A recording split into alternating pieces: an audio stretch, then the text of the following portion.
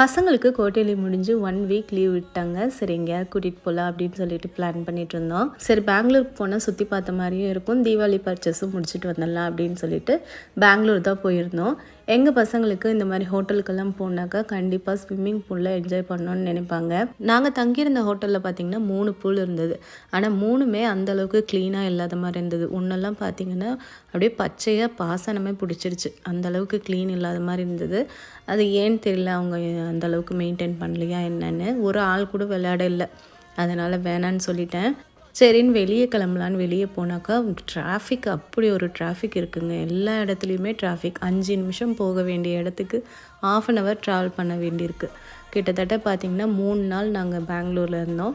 ஒரு நாள் ஃபுல்லாக பர்ச்சேஸில் போயிடுச்சு, ஒரு நாளில் 2 இடம் தான் சுற்றி பார்த்தோம். பட் மெயினாக தீபாவளி பர்ச்சேஸ் அங்கேயே பண்ணிடணும்னு நினச்சிட்டே போனேன்.